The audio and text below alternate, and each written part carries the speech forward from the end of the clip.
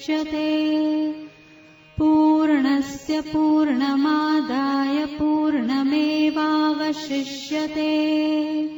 ॐ शान्ति शान्ति शान्तिः।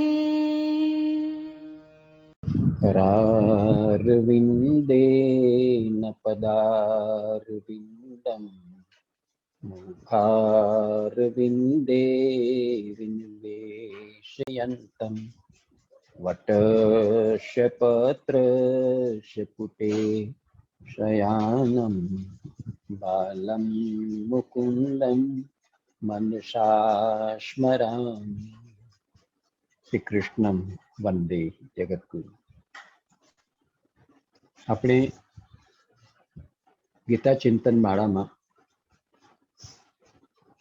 અષ્ટાવક્ર ગીતાનું સત્સંગ કરી રહ્યા છીએ, એનો સ્વાધ્યાય કરી રહ્યા છીએ.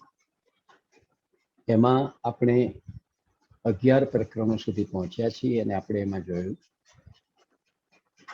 કે મિથિલાના નરેશ મહારાજા જનક ઘણા જ્ઞાની છે, જ્ઞાન પીપાસુ છે. એમને ત્યાં આવેલા અષ્ટાવક્ર મુનિને પોતાના ગુરુપદે સ્થાપીને જે જ્ઞાન મેળવવાનો એ પ્રયત્ન કરે છે તે અષ્ટાવક્ર ગીતાની અંદર રજૂ થયેલો છે. એમના જે પ્રશ્નો છે તે એમના પોતાના જાત અનુભવમાંથી ઊભા થયા છે.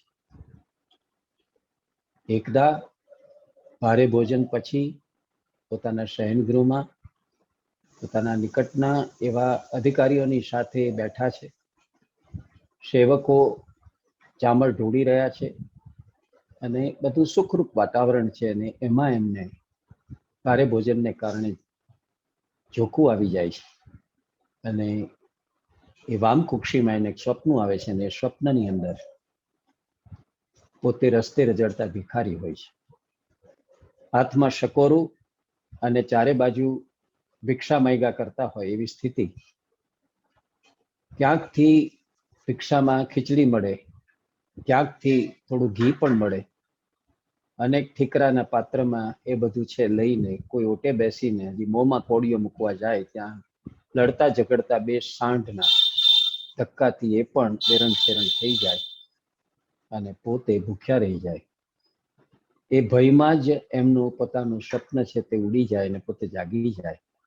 અને એક ક્ષણથી અત્યંત સભાન થઈ ગયેલા જનક રાજા જે વિચારી રહ્યા છે કે આ બેમાંથી શક્ય કરું. હું મારા પોતાના મહેલમાં મારા પોતાના અધિકારીઓ અને કર્મચારીઓની વચ્ચે દોમદોમ સાહેબીમાં જીવી રહ્યો છું જાગતી અવસ્થામાં, તે સાચું? કે પછી મેં સ્વપ્નમાં જોયું કે હું રાયમાંથી રંક બની ચૂક્યો છું અને દર દર ભટકતો ભિક્ષા માગી રહેલો ચિત્રે હાલ ભિખારી છું, એ સાચું? તો એનો ક્યારેય કોઈ પાસેથી સંતોષકારક ઉત્તર નથી મળતો. ત્યારે અષ્ટાવક્ર મુનિ એને બહુ સ્પષ્ટ રૂપે એની સમજૂતી આપે છે કે બંને ખોટા છે. નથી સ્વપ્નમાં તે જોયું તે સાચું, નથી જાગ્રત અવસ્થામાં તું જે અનુભવી રહ્યો તે સાચું. આ બંને આભાસી એવા જગતો છે અને તું બંનેમાંથી એકેયમાં નથી.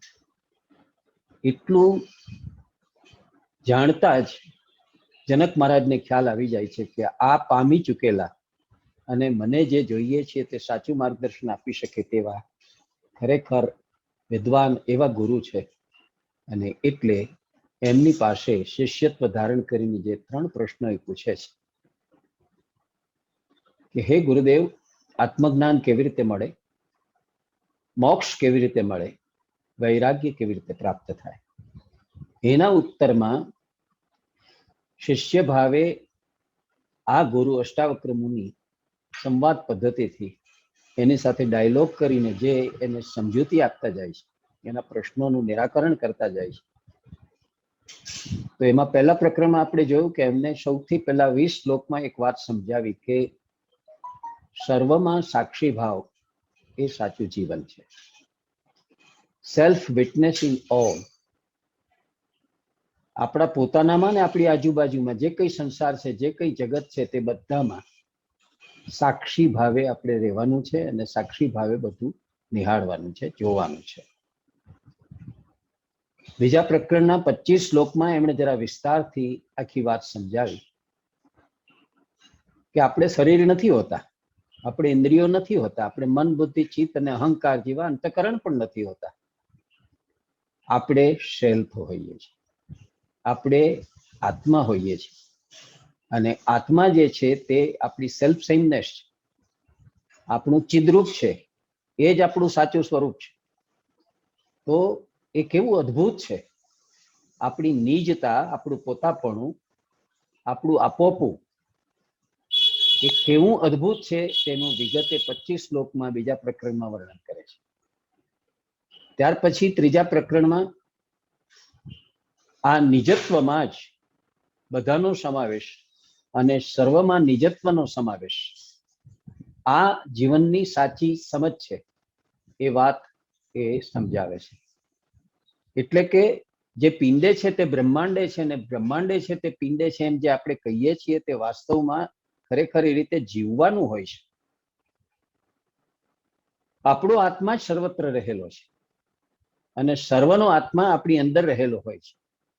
સેલ્ફ ઇન ઓલ અને ઓલ ઇન સેલ્ફ, એ વાત 14 શ્લોકમાં ત્રીજા પ્રકરણમાં સમજાવે છે.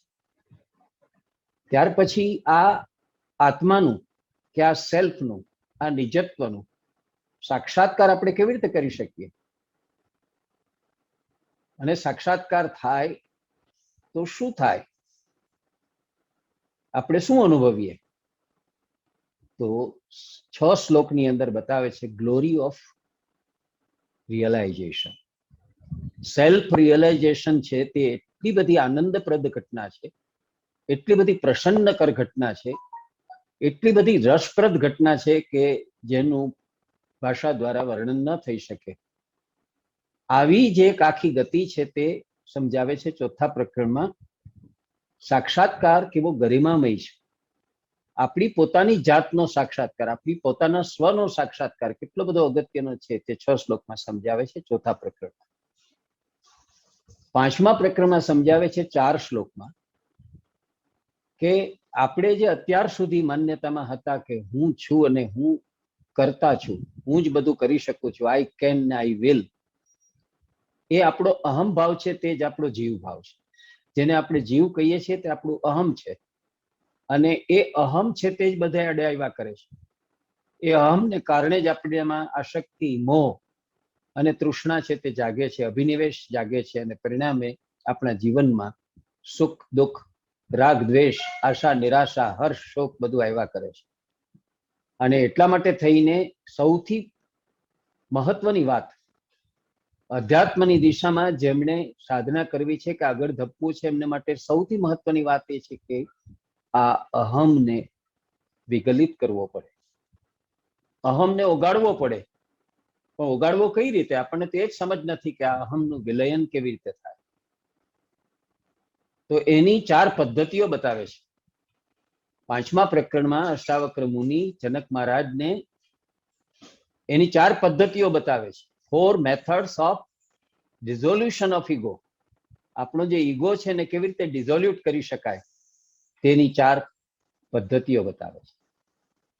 છઠ્ઠા પ્રકરણમાં 4 શ્લોકની અંદર ધ સેલ્ફ ઇઝ સુપ્રીમ, આપણું નિજત્વ છે, આપણું પોતાપણું છે, આપણું આપોપું છે, આપણી ચિદ્રૂપતા છે, તે જે સર્વોચ્ચ અવસ્થા છે એ વાત આખી સ્પષ્ટ કરીને સમજાવે છે. સાતમા પ્રકરણના 5 શ્લોકમાં આપણે જોયું કે આ આપણું નિજત્વ જે છે, આ આપણું પોતિકાપણું છે, આ આપણું આપોપું જે છે, આપણું ચિદ્રૂપ છે, તેની અંદર શું છે, ધેટ ટ્રાન્ક્વિલ સેલ્ફ, એની અંદર પરમ પ્રશાંત એવો ભાવ છે, એક પ્રશાંતિનો ભાવ છે. ત્યાં કોઈ ઉદ્વેગ નથી, કોઈ ઉચાટ નથી, કોઈ આધિ વ્યાધિ ઉપાધિ નથી, ત્યાં કોઈ અજંપો નથી, ત્યાં કોઈ ઉદ્વેગ નથી, પણ શાંત સરોવરની જેમ પ્રશાંત એવું આપણું નિજત્વ છે. આઠમા પ્રકરણમાં 4 શ્લોકની અંદર આપણા અહમને કારણે આપણે અહમતા મમતામાં, રાગ દ્વેષમાં, એને પરિણામે હર્ષ શોકમાં, કે એને પરિણામે આશક્તિ મોહમાં ઘસડાઈને કેવા દુઃખી થઈએ છીએ અને કેવા બંધનો ઊભા કરીએ છીએ. તો આ બંધન શું છે અને બંધનમાંથી મુક્તિ કેવી રીતે પામી શકાય, એનું 4 જ શ્લોકની અંદર વ્યવસ્થિત રીતે વર્ણન કરીને એની સમજૂતી જનક મહારાજને આપે છે. બોન્ડેજીસ અને ફ્રીડમ. માણસને કયા બંધનો વળગેલા છે, માણસે સમજવાનું છે કે પોતે બંધનગ્રસ્ત છે તો કયા બંધનો છે અને એ બંધનોમાંથી કેવી રીતે મુક્ત થઈ શકાય, એ વાત પણ બરાબર 8મા પ્રકરણમાં સમજાવે છે. 9મા પ્રકરણમાં માણસે સંસારમાં રહેવા છતાં પોતાનું ભૌતિક જીવન, વ્યવહારિક જીવન જીવતા જીવતા એની અંદર ન્યુટ્રલ રહેવાનું હોય છે, તટસ્થ રહેવાનું હોય છે. એમાં લિપ્ત નથી થવાનું, લપેટાવાનું નથી હોતું, પણ ઉદાસીન રહેવાનું હોય છે. એનાથી અસંગ રહેવાનું હોય છે. એક ઇનડિફરન્સ જે ઉભો કરવાનો હોય છે, એની વાત છે તે 8 શ્લોકમાં 9મા પ્રકરણમાં સમજાવે છે. 10મા પ્રકરણના 8 શ્લોકમાં એમણે સમજાવ્યું કે આ ડિસ્પેશન આવે કેવી રીતે. આપણે આ વ્યવહાર જગતમાં, મર્ત્ય લોકમાં, સાંસારિક જીવનમાં જે જીવન જીવીએ છીએ તે ભાવોનું છે અને અભાવોનું છે. પણ અભાવ કરતા ભાવ આપણને વિશેષ છે. વ્યક્તિમાં છે, વિચારમાં છે, વસ્તુમાં છે, અને એને કારણે આપણે એક ભાવાત્મક વિશ્વમાં જીવીએ છીએ અને પરિણામે આપણે પેશિયોનેટ થઈ જઈએ છીએ. આપણે એકદમ રાગી થઈ જઈએ છીએ. મારે આ જોઈએ છે, મારે આ પ્રાપ્ત કરવું છે, મને આ મળવું જ જોઈએ, એમ રાજસી તત્વવાળા, રાજસી સ્વભાવ કે પ્રકૃતિવાળા આપણે થઈ જઈએ છીએ ને એ માટે આપણે દમ પછાડા મારીએ છીએ. તો આ ભાવાત્મક જગત જે છે તે ખરેખર દુઃખ આપનારું છે. જેને મોક્ષ માર્ગે કે જેને વૈરાગ્યના માર્ગે આગળ વધવું છે, અધ્યાત્મના માર્ગે આગળ વધવું છે, તેણે નિર્વેદની સ્થિતિમાં જવું જોઈએ. એટલે કે આ બધા તરફ એને અભાવ આવી જવો. આ બધી વસ્તુ તરફ જે મોહ થાય છે, આસક્તિ થાય છે, જે તૃષ્ણાયુક્ત કે કામનાયુક્ત, લિપ્સાયુક્ત કે વાસનાયુક્ત બધી આપણી પોતાની ભોગ વૃત્તિ છે તે ખેંચાતી રહે છે, અને બદલે એના તરફ અભાવ આપણા મનમાં અને ચિત્તમાં પેદા થવો જોઈએ. તે 8 શ્લોકમાં સમજાવે છે. અને 11મા પ્રકરણની અંદર આપણે જોયું કે 8 શ્લોકની અંદર self as a pure intelligence, આ આપણું પોતાનું જે નિજત્વ છે, આપણું આપોપું છે, આપણું પોતાપણું છે, આપણી અસ્મિતા છે, તે ખરેખર શુદ્ધ બુદ્ધિરૂપ છે. જેને પ્યોર સ્ટેટ ઓફ બીઈંગ કહીએ, જેને પ્યોર સ્ટેટ ઓફ એક્ઝિસ્ટિંગ કહીએ, એવી જે અવસ્થા છે એ અવસ્થાને સમજાવવાનો પ્રયત્ન એમણે 11મા પ્રકરણમાં કર્યો. અને હવે 12મા પ્રકરણમાં આપણે આવી પહોંચ્યા છીએ કે આ નિજત્વમાં, આ પોતાપણામાં, આ આપોપામાં, આપણી અસ્મિતામાં, આપણા સ્વરૂપમાં આપણે નિમગ્ન કઈ રીતે રહેવું. અલપ જલપ ઝાંખી થાય એવું ક્યાંક કોકને બનતું હશે, પણ ઝાંખી થઈને ફરી પાછું એ બધું છૂટી જાય ને ફરી વ્યવહાર જગતમાં આપણે આવી જઈએ, એનો કોઈ મતલબ નથી, એનો કોઈ અર્થ નથી. ખરી વાત એ છે કે આ નિજત્વની અંદર આપણી સ્થિતિ થઈ જવી જોઈએ, આપણું એ અધિષ્ઠાન બની જવું જોઈએ. આપણે એમાં જ રચ્યા પચ્યા રહેવા જોઈએ, એમાં જ નિમગ્ન થઈ જવા જોઈએ. તો હાઉ ટુ એબાઇડ ધ સેલ્ફ. આપણને પોતાને આપણા સ્વરૂપમાં સ્થિર કરીને કેવી રીતે જીવવું, એની વાત હવે 12મા પ્રકરણમાં આપણી સામે બહુ જ વ્યવસ્થિત રીતે અષ્ટાવક્ર ઋષિ છે તે ખોલે છે. તમે જુઓ કે આપણે આગળની જે ગીતાઓ જોઈએ એમાં ઉદ્ધવ ગીતામાં ક્રમશઃ એક પછી એક કૃષ્ણ સ્વયં પોતાના મુખે ઉદ્ધવને જે પગથિયા બતાવે છે આત્માભિમુખ થવાના, એ રીતે આમાં પણ ક્રમશઃ એક પછી એક સોપાનો બતાવતા બતાવતા જનકને હવે આ નિજમાં નિમગ્ન રહેવાની જે પદ્ધતિ છે, એની જે ખૂબી છે, એનો જે રસ્તો છે તે હવે બતાવે છે અને સમજાવે છે. કાય કૃત્યાશઃ પૂર્વ તતો વાગીસ્તરાશઃ અથ ચિંતા સહસ્તમાદેવ મેવાહ આસ્થિતઃ. આપણે કયા જગતમાં જીવીએ છીએ? આપણે જે જગતમાં જીવીએ છીએ, જે સંસારમાં જીવીએ છીએ, તે વિચારોનું જગત છે, ઉચ્ચારોનું જગત છે, આચારોનું જગત છે. ચારે બાજુ જો શંભુ મેળો કોઈ વસ્તુનો હોય તો તે વિચાર, ઉચ્ચાર અને આચારનો શંભુ મેળો છે. આપણી ચારે બાજુ આ બધાનો કોલાહલ છે, એનો ઘોંઘાટ છે. એટલે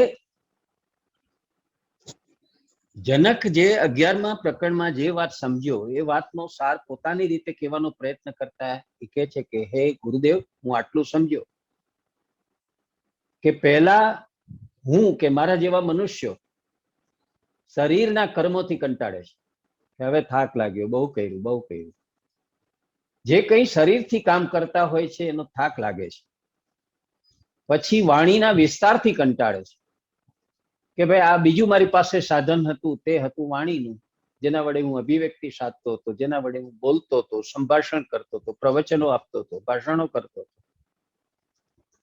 હવે એનો પણ થાક લાગે છે, એનો કંટાળો આવે છે કે આ બધું શેને માટે, આનો શું ફાયદો છે. એટલે મારી જે વાચા છે, મારી જે વાણી છે, એના વિસ્તારથી પણ કંટાળો આવે અને છેવટે મારા મનમાં જે ચિંતન ચાલતું હતું એ ચિંતનથી પણ હું કંટાળ્યો. તમે જુઓ કે મન સતત કોક ને કોક વિચાર ઉપર છે, તે મનન, ચિંતન, વિમર્શણ કર્યા જ કરતું હોય છે, નવરું હોતું જ નથી. કોઈ વ્યક્તિ વિશે, કોઈ ઘટના વિશે, કોઈ બનાવ વિશે, કોઈ પ્રસંગ વિશે, કોઈ પુસ્તક વિશે, કોઈ વિચાર વિશે. પણ વિચારની પ્રક્રિયા ખાલી ચાલતી હોય છે અને મનમાં ચિંતન અને વિચારનું, વિમર્શનનું એવું જે કંઈ છે એ કારોબાર ચાલ્યા જ કરતો હોય છે. એટલે કે છે કે એનાથી પણ કંટાળ્યો હોય એવી સ્થિતિમાં ગુરુદેવ હું સ્થિત છું. કહેવાનો મતલબ શું છે? જનક એમ કે છે કે તમે આ જે નીજમાં જવાની વાત કરી, નીજના આનંદની વાત કરી, કે અલૌકિક આનંદ છે, સચ્ચિદાનંદ છે, એ રસાનંદ છે, એ કેવલાનંદ છે, અખંડ આનંદ છે. એનો આનંદ જુદો છે, એની કોટી જુદી છે, એનું પ્રમાણ બહુ મોટું છે. એ બધી વાત કરી ત્યારે આ સ્થૂળ જગતમાં જીવતો હું ને મારા જેવા સૌ કોઈ છે તેને એટલું તો સમજાય છે કે આ જગતમાં એમાંનું કશું પ્રાપ્ત થવાનું નથી. અમે શરીરથી જીવીએ છીએ, મનથી જીવીએ છીએ, વિચારોથી જીવીએ છીએ.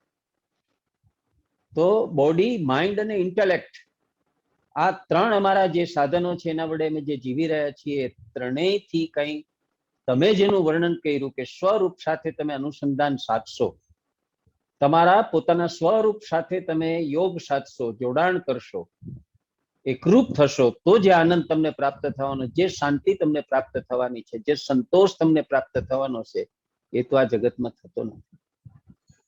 અમે ઘણું કરી રહ્યા છીએ. જન્મ્યા ત્યારથી માંડીને અત્યાર સુધીમાં અમે કેટલા બધા શરીરથી, મનથી અને બુદ્ધિથી કાર્યો કર્યા.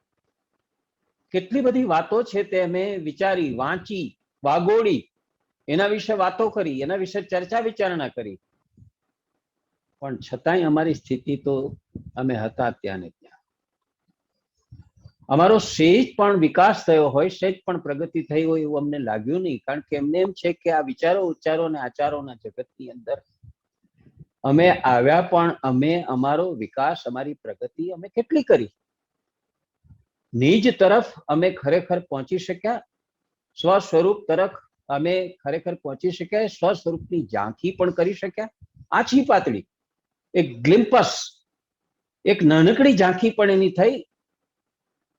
અમે તો બધા આ સ્થિતિની અંદર પડેલા છીએ. તો આને જ વાચા આપતા આપણા ગુજરાતના એક સમૃદ્ધ વેદાંતી કવિ રાજેન્દ્ર શાહે એક બહુ સુંદર કાવ્ય લખ્યું છે, જે એની ઓળખરૂપ બની ગયું છે. એનું સિગ્નેચર કાવ્ય જેને કહેવાય એવું એ સિગ્નેચર પોએમ છે. શીર્ષક છે નિરુદ્દેશ. શેના માટે આ જગતમાં આપણે આવ્યા છીએ? તો કે છે નિરુદ્દેશે સંસારે મુજ મુક્ત ભ્રમણ, 500 મલિન વેશે નિરુદ્દેશે. આ સંસારમાં આપણું અવતરણ થયું છે તો એનો કોઈ ઉદ્દેશ હશે? એ વાત જ આપણે ભૂલી ગયા છે. શા માટે મને આ સંસારમાં કોઈ અનામ અજાણી શક્તિએ મને મોકલ્યો છે મને ખબર નથી. મારે શું કરવાનું છે? મારા જીવનનું અંતિમ ધ્યેય શું હોઈ શકે? મારા જીવન એનું કોઈ વિઝન, મારા જીવનનું કોઈ મિશન, હોઈ શકે? મારા ધર્મો કર્મો શા હોઈ શકે? એ ખબર જ નથી. તો આપણે કેવી રીતે જીવી જઈએ છીએ આ સંસારમાં? તો કે છે પાંસુ મલિન વેશે,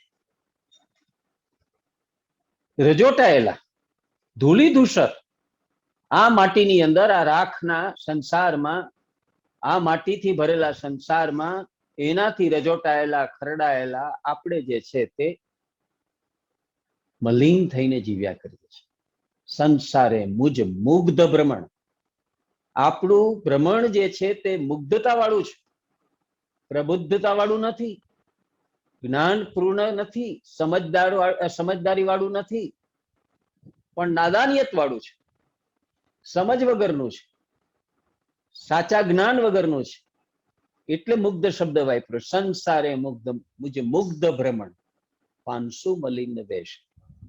આ સંસારની અંદર આપણે કોઈ જીવી રહ્યા છીએ તે આવા રજોટાયેલા જીવી રહ્યા છે. ક્યારેક મને શાદ કરે છે કોકિલ કેરો શાદ, ક્યારેક કોકિલનો સાદ છે તે મને સારો લાગે છે, ક્યારેક ફૂલની સુગંધ મને સારી લાગે છે,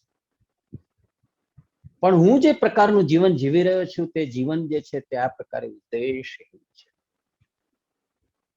ખબર નથી કે કયા ઉદ્દેશથી મારે જીવવું જોઈએ. બહુ વિચારે છે કવિ, ત્યારે અંતિમ કડીમાં એક સાચી વાત સુધી પહોંચે છે અને પહોંચતા પહોંચતા એને સમજાય છે કે હું જ વિરસી રહું સૌ સંગ અને હું જ રહું અવશેષે. હું બધાની સાથે ભળી જાઉં, બધાની સાથે એકરૂપ થઈ જાઉં, અને તેમ છતાં હું જ પાછળ બચું.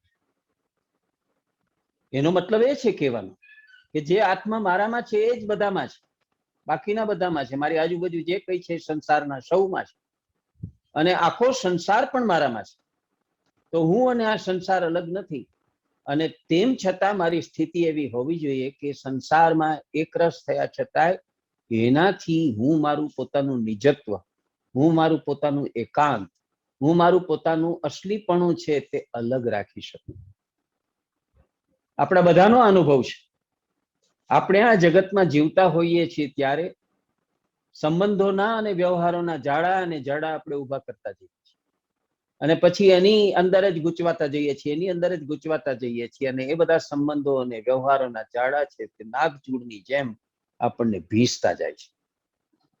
બહુ ભીસાય એટલે પછી આપણે થાકીએ છીએ, કંટાળીએ છીએ અને દુઃખી થઈએ છીએ. આમાંથી છૂટવું જ એક પ્રકારની છટપટાહટ, મુક્તિ માટેનો એક પ્રકારનો મરણીયો પ્રયત્ન કરવાનું આપણને મન થાય છે કે આમાંથી ક્યારે છૂટીશું? આપણે તો સ્થગિત થઈ ચૂક્યા છે. એક સ્ટેગ્નન્સી લાઈફમાં આવી ગઈ છે. ગતિ નથી, પ્રગતિ નથી, વિકાસ નથી. તો જ્યાં સુધી આપણે શરીરથી, મનથી અને બુદ્ધિથી આ વ્યવહાર જગતમાં આ રીતે જીવ્યા કરશું ત્યાં સુધી આપણો કોઈ વિકાસ, આપણી કોઈ ગતિ, આપણી કોઈ પ્રગતિ શક્ય નથી. આપણે સ્ટેગ્નન્ટ થઈને જીવવાના છીએ અને આપણને કશું પ્રાપ્ત થવાનું નથી. આ સ્થિતિમાં હું સ્થિત છું. અત્યારે હું આ સ્થિતિની અંદર રહેલો છું. ગુરુદેવ, આ તમારા વિચારો સાંભળ્યા પછી મને લાગે છે કે આ સ્થિતિ જે છે તે યોગ્ય નથી, એટલું મને સમજાય છે, પણ તો શું કરવું? પ્રીત્ય ભાવેન સદા દ્વેરદૃશ્યત્વેન ચાત્મનઃ વિક્ષેપે કાગ્રહ હૃદય એવ મે વાહ મ આસ્થિતઃ. કેવી રીતે જીવીએ છીએ અમે આ વ્યવહારના જગતમાં, સંસારના જગતમાં? હું અને મારા જેવા સૌ જીવો તો શબ્દ, રસ, રૂપ, રંગ અને ગંધ એવા જગતમાં જીવીએ છીએ, એટલે કે વિષયોમાં જીવીએ છીએ. આ સંસારમાં જે કઈ વિષયો છે તે બધા ઇન્દ્રિય ભોગ્ય છે, અને આ પંચ મહાભૂતની જે બધી તન્માત્રાઓ છે, પૃથ્વી પાસે જેમ ગંધ છે, જળની પાસે જેમ રસ છે, વાયુની પાસે જેમ ઉષ્મા છે, આ બધા જ તત્વો જે છે, રસ, રૂપ, ગંધ, સ્વાદ, તેજ, આ બધું જે છે એની આસક્તિમાં અમે જીવીએ છીએ. પણ એ આસક્તિના અભાવથી અને આત્મા અદ્રશ્ય હોવાથી કદીક વિક્ષેપયુક્ત તો કદીક એકાગ્ર હૃદયવાળો હોય એવી સ્થિતિમાં હું સ્થિત છું. તો દોલાયમાન અવસ્થામાં છીએ અમે. ક્યારેક જે છે તે આ જગતના આ બધા વિષયોમાં એકદમ આસક્ત હોઈએ છીએ અમે.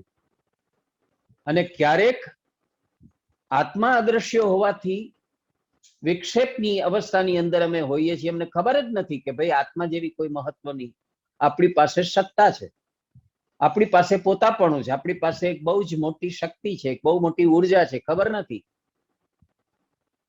તો કોઈક વાર અમે એકાગ્ર હૃદયે જીવીએ છીએ અને કોઈક વાર આ રીતે વિક્ષેપમાં જીવીએ છીએ. ખબર નથી પડતી કે આમાંથી કયું સાચું. જે પેલો મૂળ પ્રશ્ન એને થયો હતો કે સ્વપ્નમાં જોયું કે પોતે ભિખારી થઈ ગયો છે, એ સાચું? કે જાગ્રત અવસ્થામાં પોતે સરસ મજાના સોનાના એવા પલંગમાં બેઠો હતો અને આજુબાજુ ચાકરો ચામર ઢોળી રહ્યા હતા, દોમ દોમ સાહેબી હતી, એ સાચું?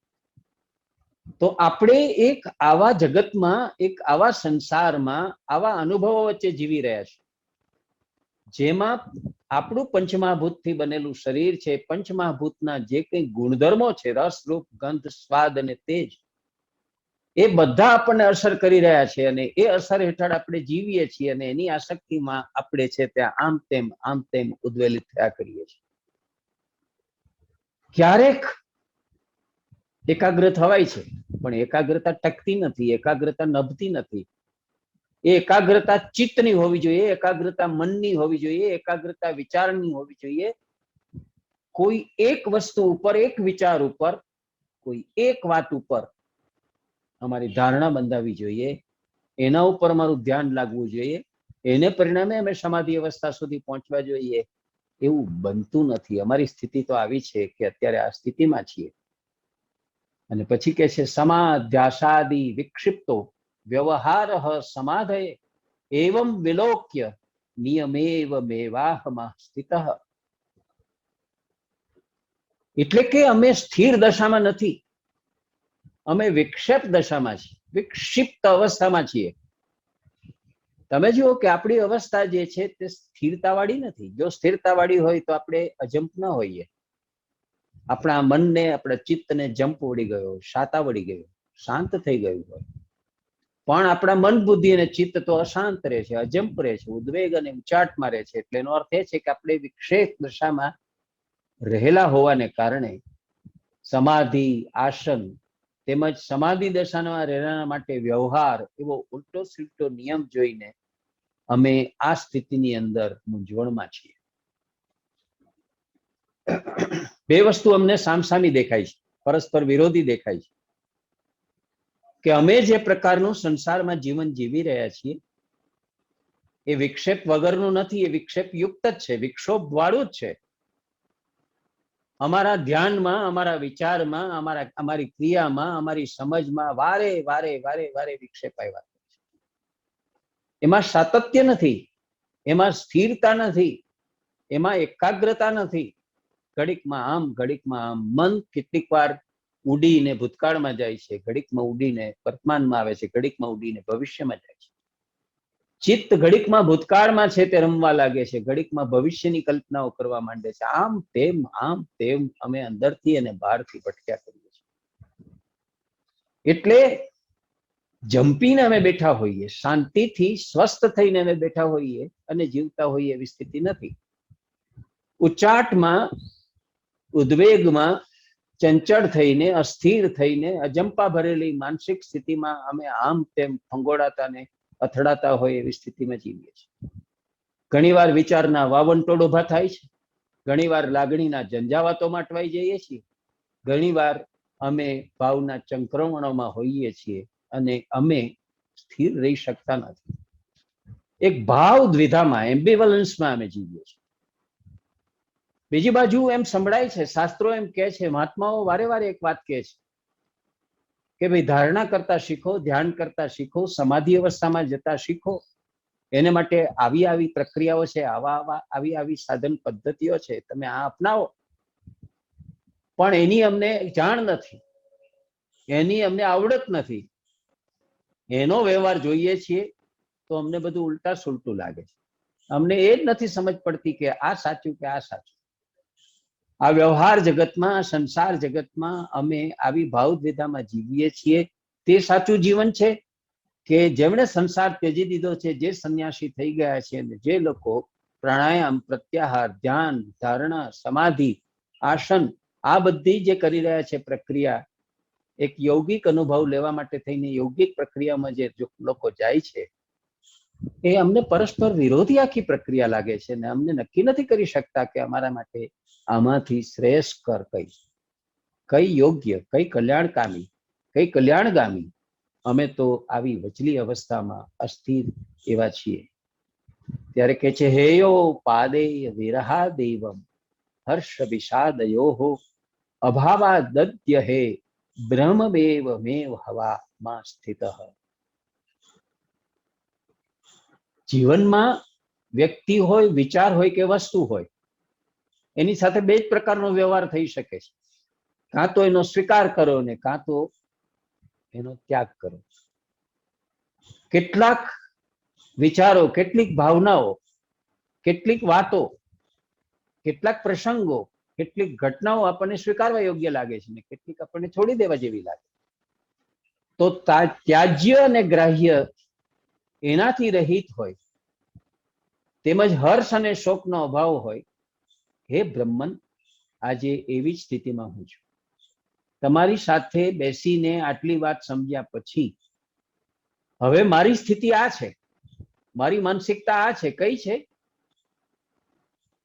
કે કશું ત્યજવા યોગ્ય નથી, કશું ગ્રાહ્ય કરવા યોગ્ય નથી. એટલી વાત હું સમજી શકું. નથી જાગ્રત જીવન છે તે સાચું, નથી સ્વપ્ન જીવન છે તે સાચું, તે હું સમજ્યો. હું એ પણ સમજ્યો કે જે હર્ષ અને વિષાદનો અનુભવ થાય છે એ પણ સાચો નથી. તો સંસારમાં જે કંઈ અનુભવો થાય છે તેમાં ઉપયોગી અને બિનઉપયોગી, લાભકારક અને ગેરલાભદાયી, અથવા તો આનંદ આપનારા કે દુઃખ આપનારા, આ જે કંઈ છે તે બધા જ મિથ્યા છે. એટલું તમારી વાતમાંથી સમજ્યો તો એવી અવસ્થામાં હે મુનિ, આજે હું આ સ્થિતિમાં જીવી રહ્યો છું, તો મને હજી વધારે પ્રકાશ જોઈએ છે અને હજી મને વધારે માર્ગદર્શન જોઈએ છે આપની પાસેથી કે આ દશામાં પહોંચ્યા પછી મારી આ માનસિક સ્થિતિ બરાબર છે અથવા મારે આમાંથી આગળ વધવા માટે શું કરવું જોઈએ અને કેવી રીતે આગળ વધવું જોઈએ, મને સમજાવો. ત્યારે કહે છે, આશ્રમ અનાશ્રમ ધ્યાનમ ચિત્ત સ્વીકૃતમ વર્જનમ વિકલ્પમ મમ વિક્ષેતેરવે મે હવામાં સ્થિત. હું હજી ગૂંચવણમાં છું, હજી મૂંઝવણમાં છું, હજી અવઢવમાં છું કે આશ્રમમાં રહેવું કે આશ્રમથી પર ચાલ્યા જવું.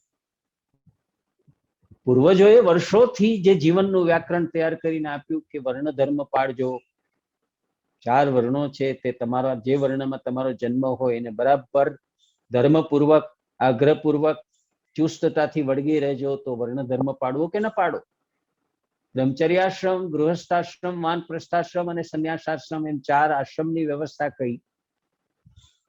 તો આશ્રમ ધર્મ પાડવો કે ન પાડવો, એનો સ્વીકાર કરવો કે એને છોડી દેવો, તો નથી એ પરિસ્થિતિમાં અમને ગમ પડતી કે આશ્રમમાં રહેવું કે આશ્રમમાંથી પર જવું, ધ્યાન કરવું કે ન કરવું, મન છે એમ સ્વીકારવું કે ન સ્વીકારવું. મન જેવી કોઈ હસ્તી છે, મન જેવી કોઈ ઘટના છે, મન જેવો કોઈ પદાર્થ કે એવું કોઈ તત્વ છે એમ સ્વીકારવું કે ન સ્વીકારવું. આ બધી વાતો વિશે જ્યારે હું વિચારું છું ત્યારે મને એમ લાગે છે કે મારો વિકલ્પ એટલે કે આ બધી વાતોમાં મારે પોતાને કોઈ એક નિર્ણય ઉપર આવવું જોઈએ.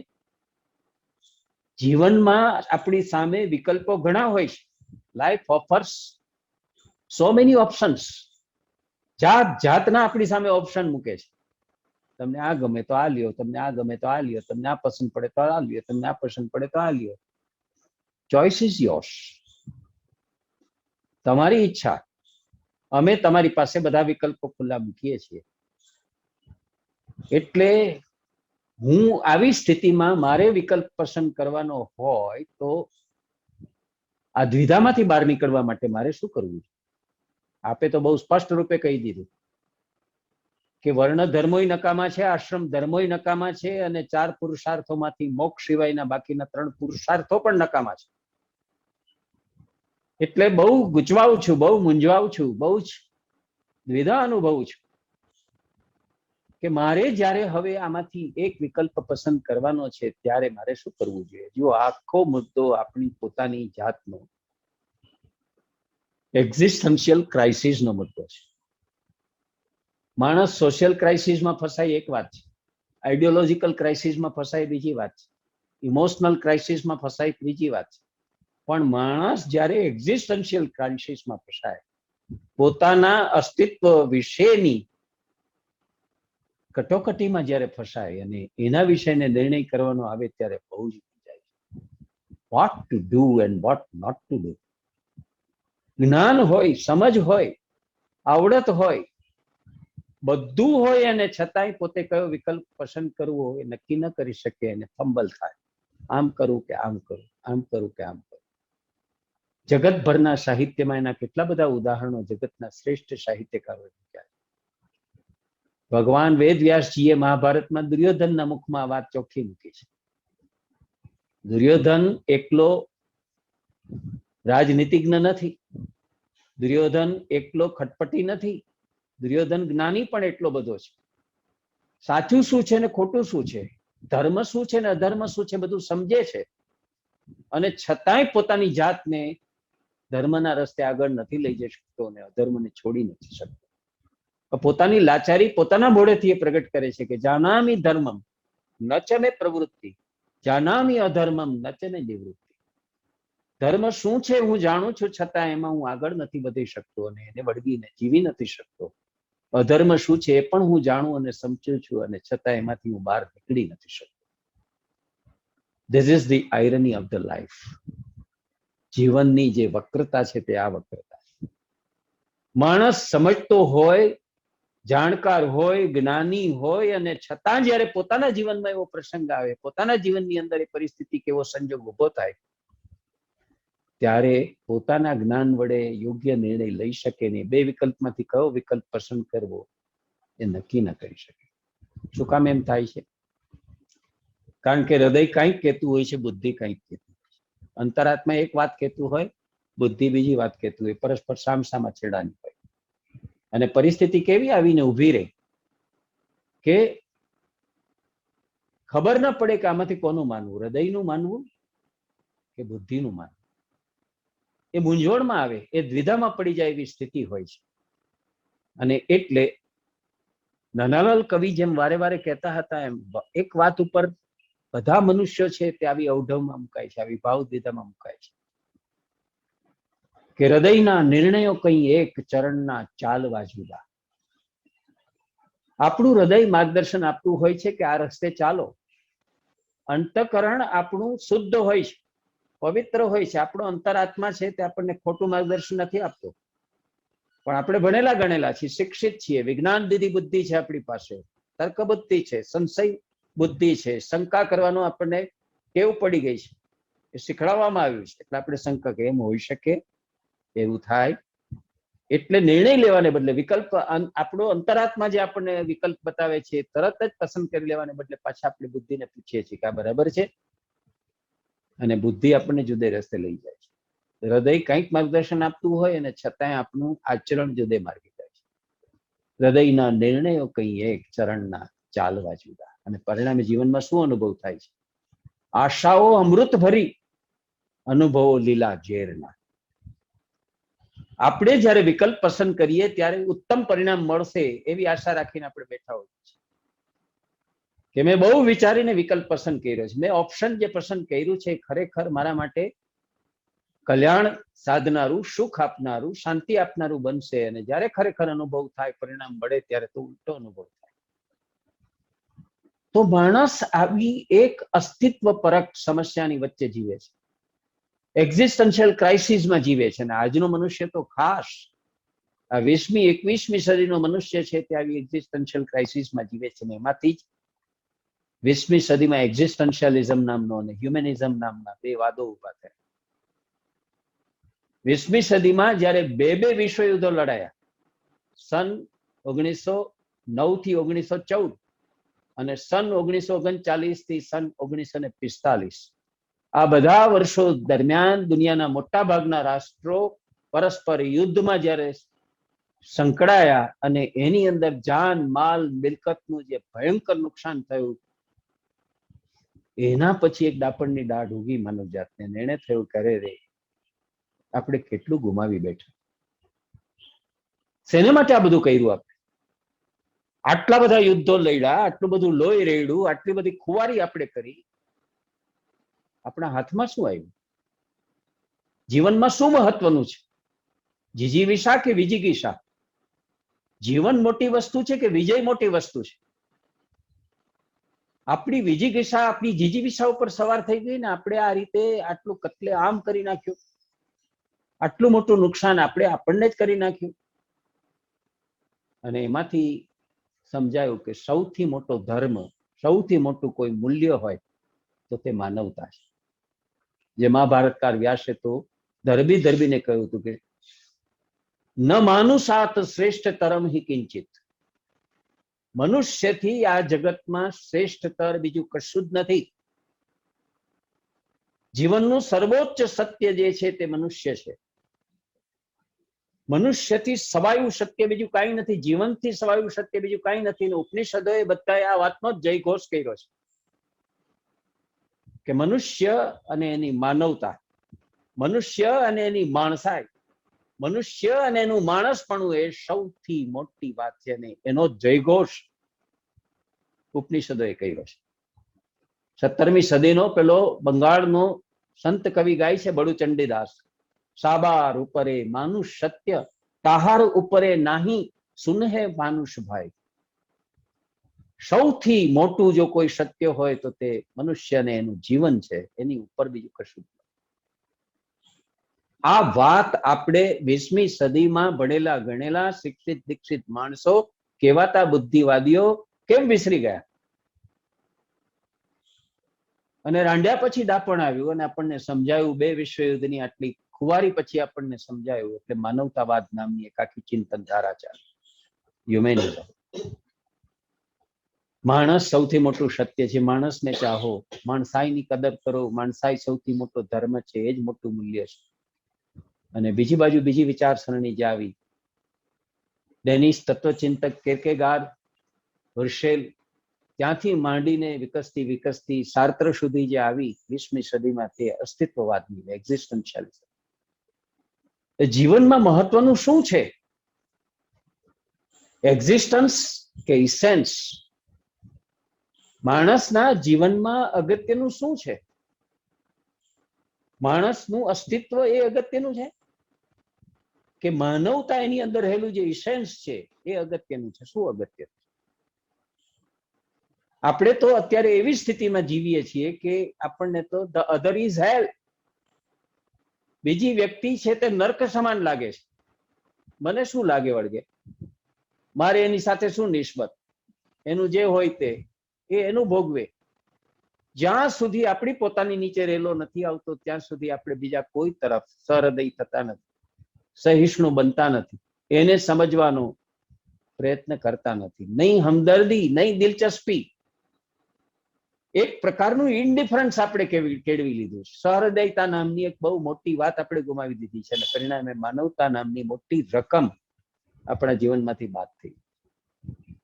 તો આ માનવતા મોટી વસ્તુ છે કે જીવતા રહેવું એ મોટી વસ્તુ છે? આખી વાત એક્ઝિસ્ટન્શિયલ ક્રાઇસિસને કારણે આપણને સમજાઈને અસ્તિત્વવાદ આખો પેદા થયો 20મી સદીમાં. મહાન સાહિત્યકારોએ એના વિશે કૃતિઓ લખીને આપણને બતાવ્યું ક્યારે કેવડું મોટું મૂલ્ય આપણે ચૂકવી દીધું છે. 18મી સદીમાં ઔદ્યોગિક ક્રાંતિ કરી અને આપણે કોલસાને જીવનના કેન્દ્રમાં મૂક્યો, પૈસાને જીવનના કેન્દ્રમાં મૂક્યો ને ઈશ્વરને બાવણું પકડીને જીવનના કેન્દ્રમાંથી બહાર ફંગોળી નાખ્યો. તો એ વખતે આપણને ભાન નહોતું, સમજ નહોતું કે જીવનના કેન્દ્રમાંથી જેવા ઈશ્વરને આપણે પદભ્રષ્ટ કરીએ છીએ એની સાથોસાથ આપણે પણ પદભ્રષ્ટ થઈ જઈએ. જીવનના કેન્દ્રમાં ઔદ્યોગિક ક્રાંતિ પછી ઔદ્યોગિક સમાજ ઉભો થયો. તેણે શું કર્યું? કલ્ચરલ એનાર્કી સર્જી. ઇંગ્લેન્ડનો પરમ શિક્ષણવિદ અને મોટો કવિ મેથ્યુ આર્નોલ્ડે એટલા માટે ગ્રંથ લખ્યો અને ગ્રંથ લખીને એણે કીધું કલ્ચરલ એનાર્કી. એક સાંસ્કૃતિક અરાજકતામાં આપણે સૌ જીવી રહ્યા છીએ. તમે સંસ્કૃતિ ગુમાવી રહ્યા છો, તમે સભ્યતા ગુમાવી રહ્યા છો, તમે તમારાપણું ગુમાવી રહ્યા છો, તમારો વિશેષ, તમારી લાક્ષણિકતા એ તમે ગુમાવી રહ્યા છો. લાલ બત્તી ધરી હતી એને, પણ એને કોઈએ સાંભળ્યું નહીં. એ વાત ઉપર કોઈએ ધ્યાન નહીં આપ્યું, પણ એને તો નિદાન પાક્કું કરીને બતાવ્યું હતું કે ભાઈ તમે આ ચૂકી રહ્યા છો, તમે ખોટે માર્ગે જઈ રહ્યા છો. અને એ ઔદ્યોગિક ક્રાંતિના પરિણામોમાં જીવનના કેન્દ્રમાં પૈસો, મૂડી, પૂંજી એ કેન્દ્રમાં આવી ગઈ. માણસ અને માનવતા બહાર ફેંકાઈ.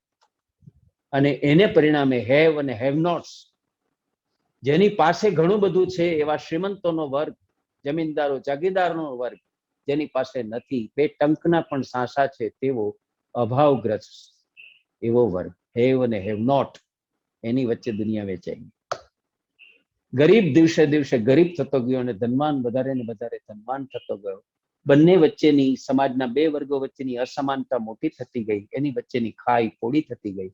એ આપણો અનુભવ છે. તો આ બધી વાત એમ બતાવે છે કે આ જે ક્રાઇસિસ છે, આ જે કટોકટી જે છે તે માનવ અસ્તિત્વની કટોકટી, હ્યુમન એક્ઝિસ્ટન્સ એ શરણે ચડ્યું છે.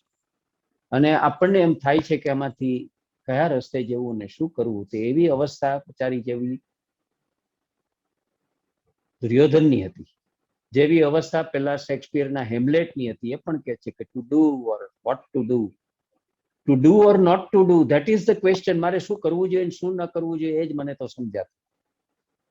તો આ પણ કહે છે કે આ વિક્ષેપ દશામાં રહેલા માટે સમાધિ, આસન તેમજ સમાધિ દશામાં રહેનારા માટે વ્યવહાર, એવા ઉલટા સુલટા નિયમો જોઈ એવી સ્થિતિમાં, અને ત્યાજ્ય શું અને ગ્રાહ્ય શું, એનો શોક અને એનો હર્ષ શું, એવી એક અવસ્થાની વચ્ચે દોલાયમાન, આમથી તેમ લોલકની જેમ ભટકતા, રજડતા, ગોથા ખાતા અમે જે જીવી રહ્યા છીએ એવી અમારી સ્થિતિ છે. અમને એ નથી સમજાતું કે આશ્રમમાં રહેવું કે આશ્રમથી પર જવું, ધ્યાન કરવું કે ન કરવું, મન છે એમ સ્વીકારવું કે ન સ્વીકારવું. અમારી સામે વિકલ્પો ઘણા છે અને બધા જ અમારી ઉપર છોડી દેવામાં આવ્યા છે. ત્યારે અમે મૂંઝાઈએ છીએ, અમે અવઢવમાં છીએ, અમે દ્વિધામાં છીએ. અને પછી કહે છે કર્મ અનુષ્ઠાનમ જ્ઞાન અદ્ય તે પરમ તસ્થા બુદ્ધ્વા સમ્યગીદમ તત્વમેવ મેવાહમા સ્થિતઃ. મને આટલું વિચારતા, અહીં સુધી પહોંચતા મને આટલું સમજાય છે આપની વાતો સાંભળ્યા પછી કે જેમ કર્મ કરવા એ અજ્ઞાનનું કાર્ય છે, તેમ કર્મ ન કરવા એ પણ અજ્ઞાનનું કાર્ય છે. તમારી વાતમાંથી મને આટલું સમજાણું કે જીવનમાં કર્મ તો કરવા જ પડે છે દરેકનું.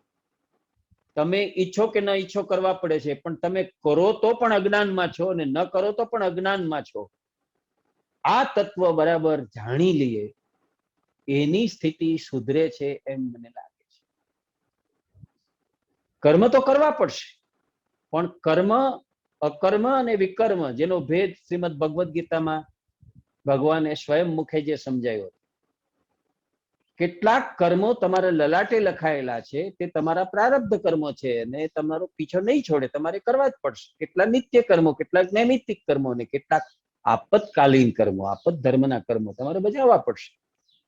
પણ એ બધા કર્મો બજાવતી વખતે આ હું કરી રહ્યો છું એનું ફળ મને મળવું, એવો કર્તા અને ભોગતાનો ભાવ તમે જ્યાં સુધી રાખો છો ત્યાં સુધી એના માઠા પરિણામો મળવાના છે.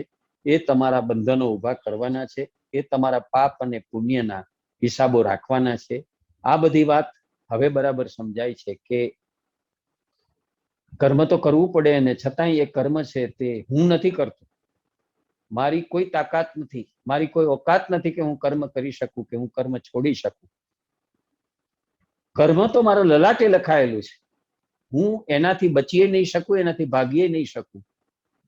મારે એની સાથે વળગેલું રહેવું પડશે. પણ એ સમયે આ કર્મ છે તે હું ઈશ્વર વતી, ઈશ્વર માટે, ઈશ્વર થકી કરું છું.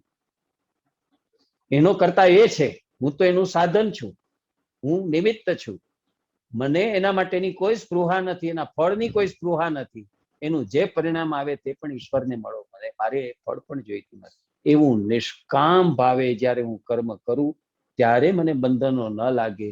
એ વાત મને સમજાય છે. તો આટલી વાત સુધી હું પહોંચ્યો છું અને મને આટલું સમજાય છે કે તમારી વાત સાંભળ્યા પછી જીવનની અંદર જે આ બધા દ્વંદ્વો છે દરેક વાતના, આશા, નિરાશા, જય, પરાજય, માન, અપમાન, સુખ, દુઃખ, એવા જે બધા દ્વંદ્વો છે, દ્વંદ્વો અત્યાર સુધી સામસામે અથડાતા હતા અને અમે મૂંઝવણમાં રહેતા હતા. કર્મ કરવું કે કર્મ છોડી દેવું એવી મૂંઝવણમાં રહેતા હતા. એમાંથી ધીરે ધીરે ધીરે ધીરે સાર ગ્રહણ કરતા કરતા આટલું મને સમજાયું છે ને હવે લાગે છે કે અચિંત્યમ ચિંત્યમાન અપી ચિંતા રૂપમ વજસ્તસ્યો ત્યક્ત્વા તદ્વાપનમ તસ્માદ દેવ મેહ માં અસ્થિત. આ અચિંત્ય બ્રહ્મનું ચિંતન કરનારો પણ ચિંતન રૂપ જ થાય છે. એ વાત તમારા આ ઉપદેશ પછી સમજાય છે.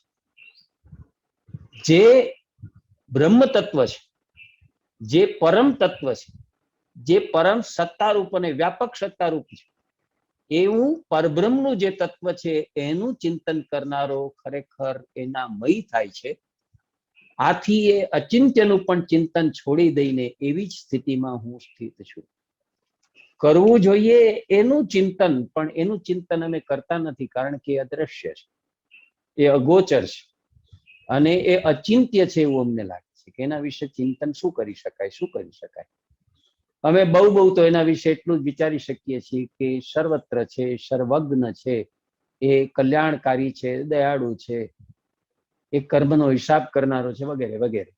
એ ન્યાયી છે. આવું બધું અમને થોડું ઘણું છે, પણ અમને ખરેખર એનો કોઈ અહેસાસ નથી. ખરેખર એની કોઈ પતિ જ નથી અમને. અમને એમ લાગે છે કે અમે એને કેવી રીતે ઓળખીએ.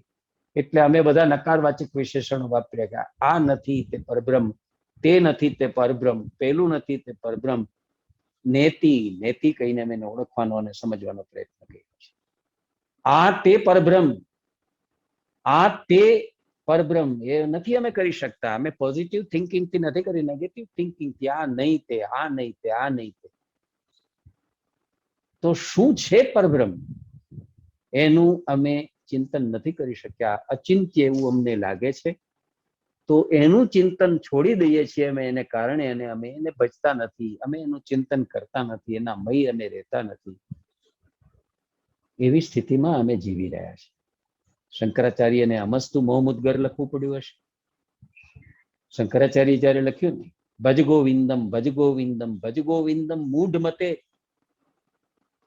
સ્નાન કરીને આવી રહ્યા છે ને જુએ છે તો હવે અતિ વૃદ્ધ થઈ ચૂકેલો, થોડા વખતમાં મૃત્યુ પામશે એવો માણસ હજી વ્યાકરણના સૂત્રો ગોખ્યા કરે છે. કેમ જાણે વ્યાકરણના સૂત્રો એનો ઉદ્ધાર કરી નાખવાના. આ ઉંમરે આટલી પાકટ વયે પણ એને પાયાની વાત સમજાઈ નથી કે ચિંતન મનન કરવાનું હોય તો જે તત્વમાંથી પોતે પેદા થયો છે ને જે તત્વમાં પોતાનો વિલય સધાવવાનો છે એનું ચિંતન કરવાનું હોય. એની જગ્યાએ સંસ્કૃતના આ વ્યાકરણના શ્લોકો ગોખી રહ્યો છે. આને શું કહેવું? આને મૂઢ ન કહેવાય તો શું કહેવું? આને કમ અક્કલ કે બેવકૂફ ન કહેવાય તો શું કહેવું? અને એટલે એને જાણે કે સમજાવવા માટે થઈને કે હે મૂઢ મતે, હે કમ અક્કલ,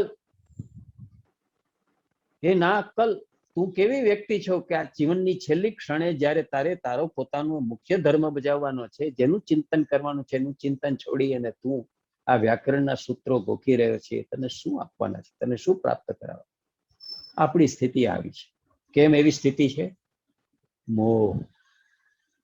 આ સંસારનો મોહ, આ સંસારની આસક્તિ, આ સંસારની જે પદાર્થો છે, જે કંઈ આકર્ષક એવા પદાર્થો છે, એની લોભ લાલચ, એના ભોગની માટેની વૃત્તિ, તો એ નથી છૂટતા. આ તૃષ્ણા, આ મોહ, આ આસક્તિ નથી છૂટતા. એટલે એના ઉપર હથોડા મારવાની જરૂર છે. અને શંકરાચાર્ય એટલા માટે મોગદાળ ગણ જેવો હથોડો, નાની હથોડી નહીં, મોટો ગણ મારીને સમજાવવા માંગે. આ તોડવું પડશે, મોહને તોડવો પડશે, આસક્તિને તોડવી પડશે, આ તૃષ્ણાને તોડવી પડશે, જે ઘણું કઠિન કામ છે. સાદા સહેલા ઉપાયોથી એનાથી મુક્ત નહીં થઈ શકાય. આકરા ઉપાયો કરવા પડશે, બહુ મોટા ઉપાયો કરવા પડશે. આપણી જે નબળાઈ છે, આપણી જે વ્યવસ્થા છે, તે આ વાતની વ્યવસ્થા છે કે આ મોહમાંથી મુક્ત થવું છે, આ અહંતામાંથી, આ મમતામાંથી, આ મોહમાયામાંથી, આ આસક્તિ ને અભિનિવેશમાંથી છૂટવું છે. એટલું બરાબર સમજાય છે અમુક ઉંમરે, પણ કેવી રીતે છૂટવું? એક પ્રકારનો લાચારીનો ભાવ, એક પ્રકારનો વ્યવસ્થાનો ભાવ, એક પ્રકારની અવસ્થાનો ભાવ આપણે અનુભવીએ છીએ. આપણને ખબર જ નથી કે આમાંથી કેવી રીતે મુક્ત થઈ શકાય, આમાંથી કેવી રીતે છૂટી શકાય. તો શંકરાચાર્ય મહારાજ અને આ પ્રકારના આપણા વેદાંતના ગ્રંથો એનો જ રસ્તો બતાવે છે કે તમારે શું કરવું પડશે. તમારે આકરા ઉપાયો કરવા પડશે. આ સંસાર મોહનગરી છે, આ જાદુગરની ઇન્દ્રજાળ જેવી માયાનગરી છે, આ સ્વપ્નવત છે ને આમાં જે દેખાય છે તે બધું મિથ્યા અને આભાસી છે. એ વાત સમજતા સમજતા આપણો જન્મારો પૂરો થઈ જાય છે, અને આપણો જન્મારો પૂરો થાય ત્યાં સુધી એ સમજાતું નથી, ને સમજાય ત્યારે જિંદગી પૂરી થઈ જતી હોય છે. કરવું શું? આ મોહ, આસક્તિ અને આ તૃષ્ણા છૂટતા નથી, તો એને છોડવા કઈ રીતે? આ મારી પત્ની, આ મારો પરિવાર, આ મારું રહેઠાણ, આ મારું નિવાસસ્થાન, આ મારી વાડી, આ મારી ગાડી, આ મારી સંતતિ, મારી સંપત્તિ, મારી આબરૂ પ્રતિષ્ઠા, મારી સત્તા, બધું મારું મારું મારું. જિંદગી આખી બધું મારું મારું કરીને ભેગું કર્યું છે. એની મમતા છૂટતી નથી, એની માયા છૂટતી નથી. કેવી રીતે એનાથી મુક્ત થવું? જીવનની છેલ્લી ક્ષણ સુધી આ, એટલે પેલો એક નાનકડો ટૂચકો છે કે માંદગીને બિછાને પડેલો એક સફળ વેપારી છે, 3 દીકરા છે. એ 3 દીકરાઓ છે તે હવે ધંધો સંભાળી લીધો છે અને સારી રીતે ચલાવે છે. પણ હવે જયારે મૃત્યુની છેલ્લી ક્ષણમાં છે ત્યારે બાપા પૂછે છે, ભાનમાં આવે છે એટલે પૂછે છે, મોટો ક્યાંય ગયો? તો કે આર્યો ને અહીંયા જ ઉભો છે. પત્ની જણાવે છે કે છે, હા પપ્પા, હું અહીંયા જ ઉભો છું, અહીંયા જ. વચલો? તો વચલો પણ હાજરી પુરાવે છે કે પપ્પા, હું અહીંયા જ છું, હું પણ અહીંયા જ છું. તો છોટું, નાનકડો ક્યાં છે? તો કે હું પણ અહીંયા છું, હું પણ તમારી પાસે છું, બોલો બોલો કઈ કેવું છે? અને ત્યારે કહે છે કે 3 જણા ઘરે છો તો દુકાને કોણ ગયું છે? કોઈ કમાવા કેમ નથી ગયું? મરવાની છેલ્લી ક્ષણે પણ એના મનમાં જે ભાવ રમે છે તે દુકાનનો ભાવ, એના મનમાં જે રમે છે તે નફો રડવાની વાતમાં એનું મન છે, તે ચિત્ત છે તે રોકાય. કેમ કોઈ દુકાને નથી ગયું? કેમ કોઈ આજની આજીવિકા કમાવા નથી ગયું? આજનો નફો કોણ લાવશે? તમે જુઓ, છેવટ સુધી આ વસ્તુ છૂટતી નથી. શંખ ચક્ર ગદા પદ્મધારી વિષ્ણુ સાક્ષાત હાજર થઈને આપણને દર્શન દે ને કે માગ માગ, જે જોઈએ તે માગ, તારી ઉપર પ્રસન્ન છે. તો એવી ક્ષણે માણસ છે તેની શી હાલત થાય કે ઓહો, ધન્ય ભાગ કે મને આપે દર્શન દીધા. એટલું જ નહીં પણ પ્રસન્ન થઈને વરદાન માંગવાનું કહો છો. તો પ્રભુ, મારે તમારી સાથે આવવું છે, પણ ઉભા રહો, 2 મિનિટ ઉભા રહો, હું જરાક મારા બધાને મળી આવું, હું જરાક મારા સિગરેટના 2 પફ લઈ લઉં, અથવા હું મારી ફાકી છે તે જરાક ખાઈ. મહાનમાં મહાન વસ્તુ પામ્યા પછી પણ તુચ્છમાં તુચ્છ વસ્તુને જતી ન કરી શકવાની મનુષ્યની જે વ્યવસ્થા છે, જે લાચારી છે, એ એના જીવનને દુઃખી કરે છે, એ એના જીવનને ત્રસ્ત કરે છે. એ શેમાંથી આવે છે લાચારી? શેમાંથી આવે છે વ્યવસ્થા? આ મોહમાંથી, આ આસક્તિમાંથી, આ તૃષ્ણામાંથી. તમને ઈશ્વર મળ્યા પછી સંસારની કોઈ ચીજ વસ્તુમાં, કોઈ વ્યક્તિમાં, કોઈ વિચારમાં, કોઈ વસ્તુમાં તમારું ચિત્ત રાગે કેમ? સાક્ષાત તમને જો બધું જ એક સાથે પ્રાપ્ત થઈ જવાનું હોય, જેને પ્રાપ્ત કરવા માટે ઋષિ મુનિઓ, યોગીઓ, અવધૂતો આખી જિંદગી છે તે તપશ્ચર્યા કરે છે, એ જો તમને સહજ રૂપે મળતું હોય તો પણ એક ક્ષણે તમે તત્કાળ સ્વીકારતા નથી, અને આવા દુનિયાવી લાભો છે તેનો છેલ્લો લાભ લેવાની માટેની પણ ઈચ્છામાંથી મુક્ત થઈ શકતા નથી. આપણી ભાષામાં એક રૂઢિપ્રયોગ છે ને, એક લક્ષ્મી ચાંદલો કરવા આવે ત્યારે મોઢું ધોવા જવું, એના જેવી છે આ વાત. તો જિંદગી, આ મનુષ્ય અવતાર મળેલો છે, મહામૂલી તક છે, આ મહા મોટો અવસર છે, દુર્લભ એવો મનુષ્ય અવતાર છે કે જેમાં તમારે જન્મ મરણના ફેરામાંથી છૂટી જવું હોય, પરમ સુખ, પરમ શાંતિ અને પરમ આનંદની અવસ્થામાં ઈશ્વરમય અને ઈશ્વરની સાથે એના ચરણોમાં નિવાસ કરી અને સદાય રહેવું હોય, તો એને માટે તમને આ મનુષ્ય અવતાર આપ્યો છે. અને તમે એક ક્ષણે પણ આવી બધી ક્ષુદ્ર તુચ્છ વાતોની અંદર, પેટી મેટર્સની અંદર રાચ્યા કરો છો. આપણા જીવનની વ્યવસ્થા છે, આપણા જીવનની લાચારી આ છે, તો એમાંથી આપણે મુક્ત થઈ શકતા નથી. તો જે લોકો કંઈ પણ વિચારે છે, છેલ્લો પ્રશ્ન આ જ પૂછે છે કે આ મોહમાંથી, આ આશક્તિમાંથી, આ તૃષ્ણામાંથી છૂટવું કેમ છે, એના રસ્તા તમે બતાવો. અને છેલ્લે જનક કહે છે એકમેવ કૃતમ યેન સકૃતાર્થો ભવેદ શો એવમેવ સ્વભાવો યહ સકૃતાર્થો ભવેદ શો. જે આ પ્રમાણે સ્થિતિમાં છે તે કૃતકૃત્ય થાય છે, જેનો આ પ્રમાણે સ્વભાવ બન્યો છે તે પણ કૃત્ય જ છે. તમારી વાતોથી, તમારા અત્યાર સુધીના ઉપદેશથી હું આટલું સમજ્યો છું કે દ્વંદ્વમાંથી નીકળી જવાનું છે, ઔઢવમાંથી નીકળી જવાનું છે, ભેદાભેદમાંથી નીકળી જવાનું છે, આ માયા અને મમતામાંથી નીકળી જવાનું છે, સ્પૃહામાંથી નીકળી જવાનું છે, વિક્ષેપોમાંથી નીકળી જવાનું છે. એક જ તત્વને પકડવાનું છે. એટલી વાત મને સમજાય છે ને ત્યારે મને એમ લાગે છે કે જે વ્યક્તિ આ કરી શકે એનો જન્મારો છે તે ધન્ય થઈ જાય છે. એ પોતાના જીવનમાં કૃત્યતાનો, કૃતાર્થતાનો, ઇતિ કર્તવ્યતાનો અનુભવ પામે છે. અને જે આ પ્રમાણે જેનો સ્વભાવ જ બની ગયો છે, જે આ જ કર્યા કરે છે, તેનું જીવન ધન્ય છે, તે જ કૃત્ય છે, તે જ કૃતાર્થ અથવા તો સાર્થક એવું જીવન છે તે જીવી જાય છે. આપણી સામે કેટલા બધા દ્રષ્ટાંતો છે, તમે જુઓ. સ્વામી રામકૃષ્ણ પરમહંસ આવું જીવન જીવ્યા, રમણ મહર્ષિ આવું જીવન જીવ્યા. આ લોકો આ પ્રકારનું જીવન જીવી ગયા તો એમણે કર્યું શું? પોતાના જીવનને સાર્થક કરી, પોતાના જીવનને કૃતકૃત્યતાના અનુભવ સાથે પૂર્ણ કર્યું. જે પામવા જેવું હતું એ પામી લીધું, જે કરવા જેવું હતું તે કરી લીધું, અને જ્યાં પહોંચવા જેવું હતું ત્યાં પહોંચી ચૂક્યા. પછી રહ્યું શું બાકી? જે કંઈ જ્ઞાતવ્ય હતું તેનું જ્ઞાન લઈ લીધું, જે કંઈ પ્રાપ્ત કરવા જેવું હતું તે પ્રાપ્ત કરી લીધું, અને જે કંઈ પૂર્ણ કરવા જેવું હતું એ પૂર્ણ કરી દીધું. તો પછી તમારા જીવનની ધન્યતા, તમારા જીવનની કૃતાર્થતા અને સાર્થકતા એમાં આવી ગઈ.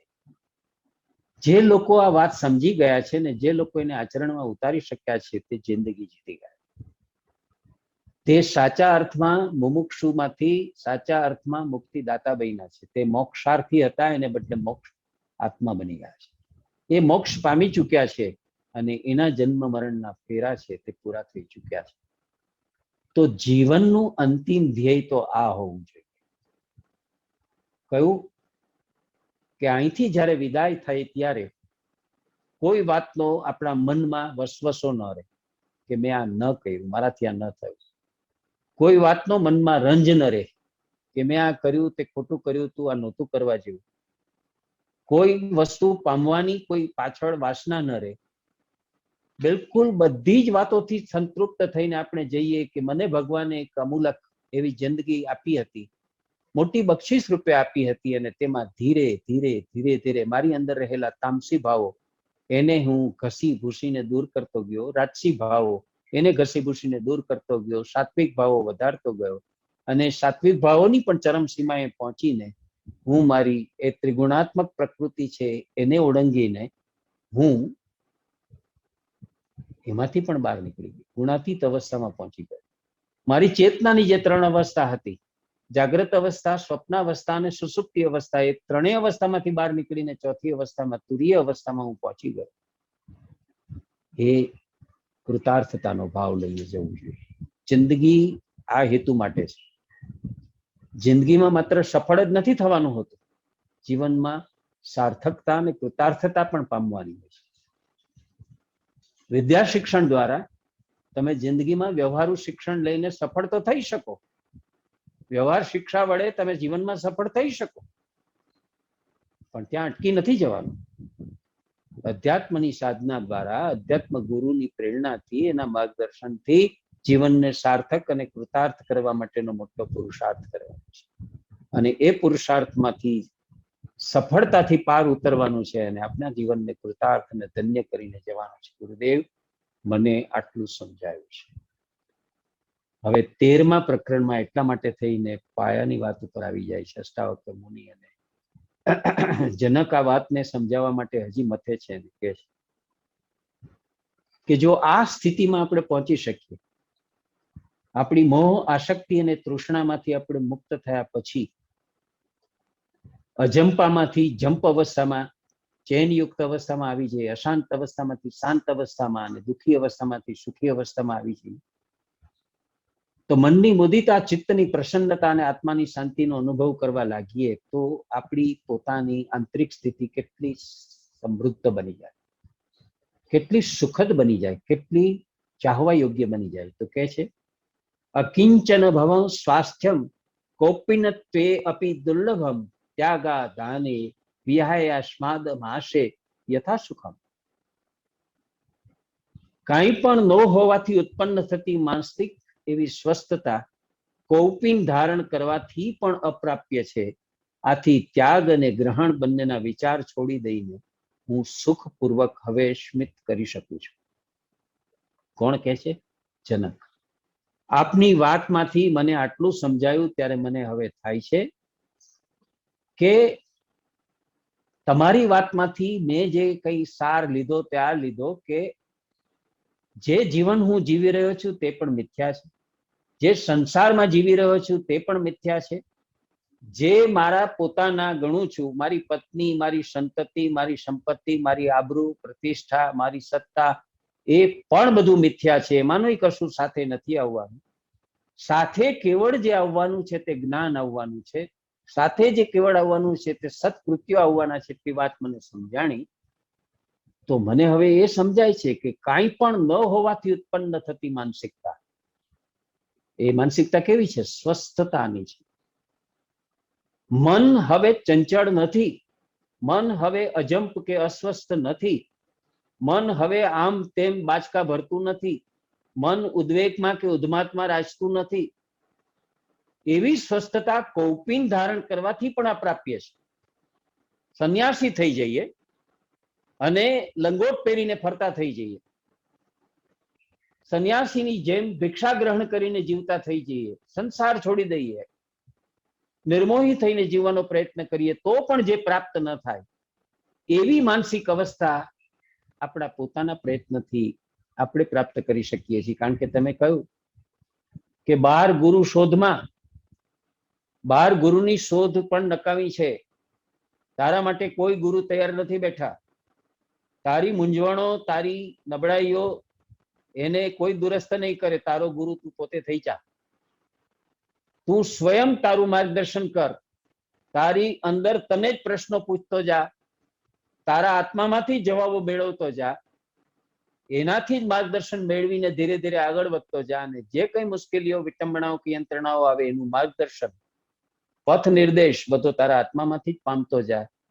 ભલે ભૂલ થાય, ભલે ક્યાંક તારે આડું અવડું ફંટાવવું પડે, પણ તારો આત્મા તને ખોટે માર્ગે નહીં લઈ જાય અને તને વિવશ કે અવશ નહીં રહેવા દે, તને દ્વિધામાં નહીં રહેવા દે. અને તું એક એવી પરિસ્થિતિમાં પહોંચીશ કે જે પરિસ્થિતિમાં આવા કૌપિન ધારણ કરેલા સંન્યાસીઓ પણ નથી પહોંચી શક્યા હોતા. એ અવસ્થાનું નામ છે ત્યાગ અને ગ્રહણથી પણ ઊંચી ભૂમિકા.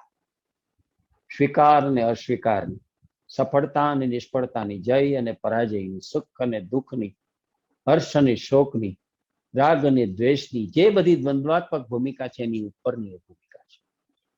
એ ભૂમિકાએ હું પહોંચી જાઉં એ મને સમજાય છે. એ સ્થિતિ મારી આવે અને એમાં હું સુખપૂર્વક સ્મિત કરી શકું. મારા ચહેરા ઉપર આ સુખનું સ્મિત આવે, આ પ્રસન્નતાનું સ્મિત આવે એવું મને સમજાય છે.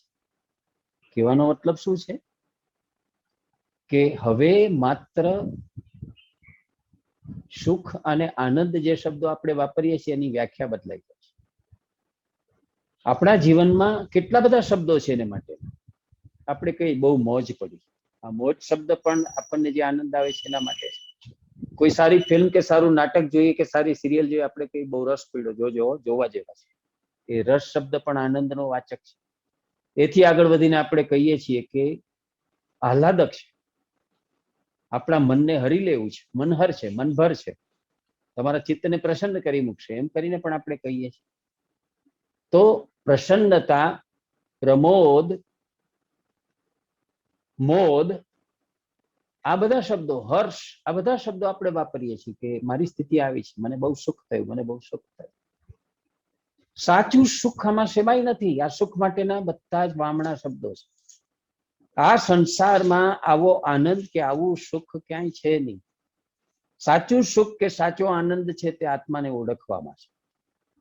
આનંદ આપણો સ્વભાવ છે, આનંદ આપણું સ્વરૂપ છે. જો આપણા સ્વરૂપ સાથે આપણે સંધાન સાધીશું તો જે અવસ્થાનો આપણે અનુભવ કરશું એ અવસ્થાનું નામ આનંદાવસ્થા, સુખાવસ્થા છે. એને માટે અંગ્રેજીમાં હેપીનેસ શબ્દ નથી, એના માટે જોય શબ્દ નથી, એને માટેનો શબ્દ છે બ્લીસ. આપણે બ્લીસની અવસ્થા, પરમ મુદિતાની અવસ્થાનો અનુભવ આપણે કરશું.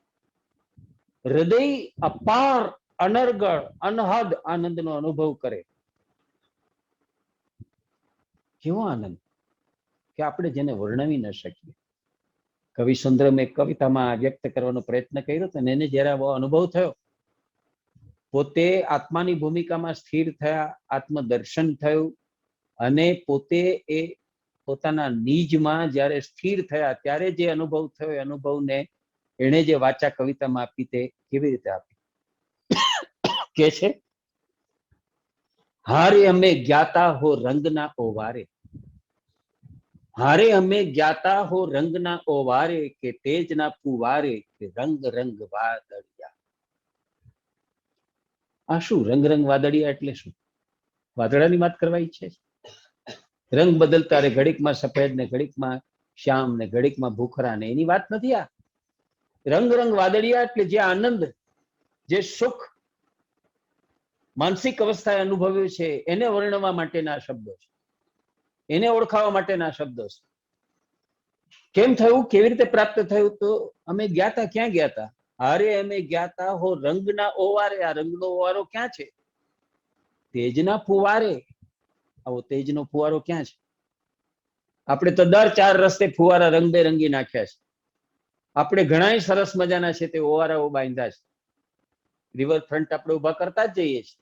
તળાવની આજુબાજુ આપણે હરવા ફરવાના સ્થળો, મોજ મસ્તીના સ્થળો ઉભા કરતા જઈએ છીએ. પણ આ મોજ મસ્તી, આ બધું સ્થૂળ હતું.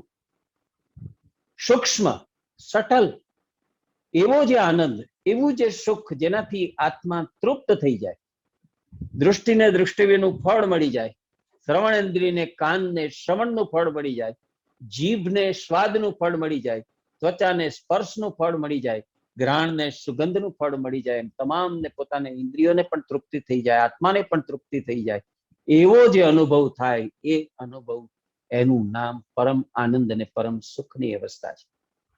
આવી સ્થિતિ માણસના જીવનમાં આવી શકે. માણસ પોતે પોતાના સંકલ્પ દ્વારા, આત્મવિશ્વાસથી, આત્મપ્રત્યયથી, આત્મનિષ્ઠાથી, આત્મપુરુષાર્થથી આ પરિણામ સુધી પહોંચી શકે છે. એના ઉદાહરણો જગતમાં છે. જો એક માણસ માટે શક્ય હોય તો સૌને માટે શક્ય અને સુલભ છે. પણ આપણે વિચારતા નથી. એટલે કહે છે કે કુત્રાપી ખેદઃ કાયસ્ય જીવા કુત્રાપી ખિદ્યતે મનઃ કુત્રાપી ત્યક્ત્યા પુરુષાર્થે સ્થિતઃ સુખમ.